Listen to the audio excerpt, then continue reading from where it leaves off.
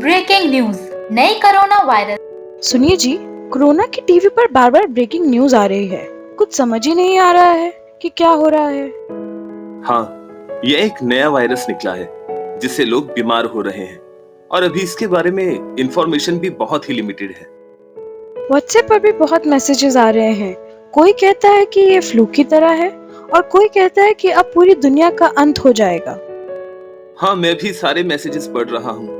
समझ नहीं आ रहा क्या सच है क्या झूठ। एग्जैक्टली, कुछ समझ ही नहीं आ रहा है। मेरे व्हाट्सएप पर तो लोगों ने इलाज भी निकाल दिया है इसका। माँ पापा, ये सोशल मीडिया को रूमर्स फॉलो करने का कोई फायदा नहीं है। सही तरीका यह है कि हम डॉक्टर से बात करें। मेरी फ्रेंड मिनी के पेरेंट्स डॉक्टर है, मैं उनको कॉल करती हूँ। हाँ सिमी, बिल्कुल ठीक कह रही है तू। बहुत समझदार बेटी है मेरी। सिमी अपनी फ्रेंड मिनी को कॉल करती है। हेलो मिनी, क्या हाल है? मुझे कुछ पूछना था। क्या तुम्हारे पेरेंट्स ने नए कोरोना वायरस के बारे में कुछ बताया? हाय सिमी, यार मैं खुद बहुत कंफ्यूज हूँ। माँ घर पर है, मैं उनसे पता करके बताती हूँ। मिनी अपनी माँ से बात करती है। मम्मी, मेरी फ्रेंड कोरोना के बारे में पूछ रही है, क्या उसके लिए कोई सलाह है? हेलो बेटी सिमी, कैसी हो? हेलो आंटी, मैं बिल्कुल ठीक हूँ। बस मेरे घर में ये कोरोना का जिक्र चल रहा है और मेरे मम्मी पापा को कुछ समझ नहीं आ रहा, तो मैंने सोचा कि आपसे ही बात कर लूं। आई अंडरस्टैंड बेटा, अभी कोरोना के बारे में इतना कम इंफॉर्मेशन है कि वाकई में बहुत कुछ नहीं पता। जो हमको पता है वो यह है कि एक नया वायरस है। जस्ट अ सेकंड आंटी, मैं अपने मम्मी पापा को स्पीकर फोन पर सुनाती हूँ।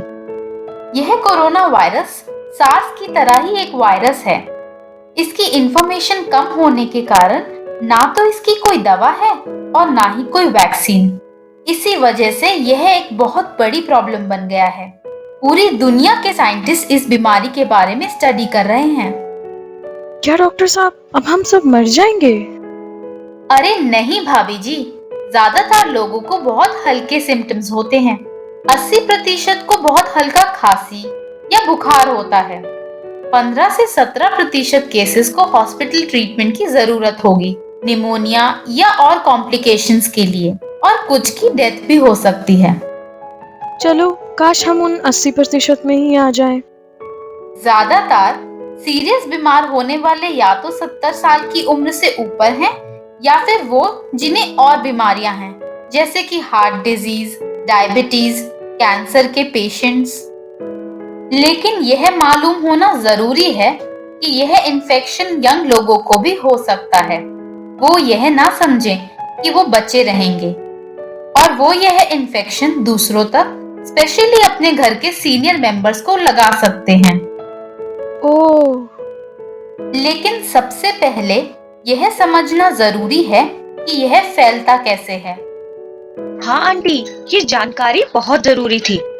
बस एक और सवाल आंटी, ये कोविड-19 क्या है? वैज्ञानिकों ने न्यू कोरोना संक्रमण से होने वाली बीमारी को कोविड-19 का नाम दिया है। जिन लोगों को नया कोरोना वायरस का संक्रमण है, उनके छींकने से जो ड्रॉपलेट नाक और मुंह से निकलते हैं, उनसे फैल सकते हैं। और अगर यह वायरस किसी सरफेस पर गिर जाए तो वहां 8 से 10 घंटे तक जिंदा रहता है। तो फिर हम क्या करें डॉक्टर? आप कुछ महत्वपूर्ण हाइजीन की प्रैक्टिसेस को रूटीन बनाइए, जैसे जब भी छींक या खांसी आए तो अपने मुंह को एल्बो से कवर करें ताकि दूर तक ड्रॉपलेट ना जाए। हर किसी काम से पहले और बाद साबुन से 20 सेकंड्स तक हाथ धोएं। यदि आप ऐसी जगह हैं जहां आप हाथ नहीं धो सकते तो सैनिटाइजर का प्रयोग करें। अपने हाथों को अपने चेहरे, नाक या आंखों पर ना छुएं, इससे वायरस हमारे शरीर में प्रवेश करता है। सोशल डिस्टेंसिंग रखें। दूसरे लोगों को बिना हाथ लगाए नमस्ते या वेव या सलाम करें। हैंडशेक ना करें, गले ना मिलें और अगर कोई बीमार, खांसी वाला हो तो उससे कम से कम 6 फीट या 2 मीटर दूर रहें, ताकि उससे आप तक वायरस ना पहुंच सके। डोर नॉब्स और हैंडल्स, ऐसे सरफेस जो बहुत लोग छूते हैं, इन चीजों को साबुन के पानी या क्लीनिंग वाइप से साफ करें। हाँ, एक और बात, हमारे सेलफोन एक ऐसी चीज है जिसे हम हर जगह ले जाते हैं, यहाँ तक कि टॉयलेट में भी, तो उसको भी थोड़ी थोड़ी देर में क्लीनिंग वाइप से साफ करते रहें। और अगर आपको हल्का खांसी या बुखार होता है तो घर पर ही अपने आप को आइसोलेट करें और मेडिकल हेल्प के लिए कॉल करें। अपने घर पर रहें और बिना वजह बाहर ना जाएं, क्योंकि इससे वायरस फैलने में कमी होती है। आंटी, हमें इतनी सारी बात याद रखनी पड़ेगी? बिल्कुल नहीं बेटा, यह इंस्ट्रक्शंस आपको बार बार सुनने को मिलेंगी हर जगह। इसको आदत बना लोगी तो मुश्किल नहीं लगेगा। थैंक यू डॉक्टर मोना, आपने इतना टाइम दिया हमें एक्सप्लेन करने के लिए। लेकिन मेरे व्हाट्सएप मैसेजेस पर पता नहीं क्या क्या। जी भाई साहब, आपको उनको फॉलो करने की जरूरत नहीं है। घबराने की कोई बात नहीं है, लेकिन अलर्ट रहना और सेफ्टी मेजर्स फॉलो करना बहुत जरूरी है।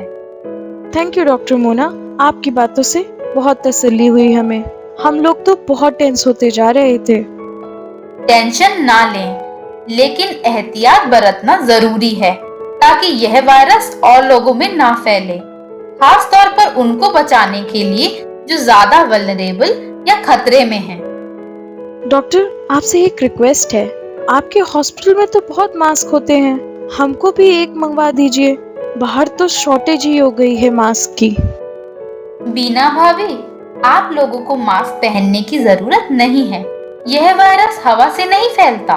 मास्क सिर्फ उन लोगों को पहनना है जो या तो बीमार हैं या हेल्थ केयर में काम करते हैं। मास्क अपने आप को सेफ करने के लिए नहीं पहनना। शुक्र है aunty, it's not the end of the world. मेरे मम्मी पापा तो ऐसे ही डरे हुए थे। बिल्कुल, it's not going to be the end of this world, और हम लोग इस क्राइसिस से निकल भी जाएंगे।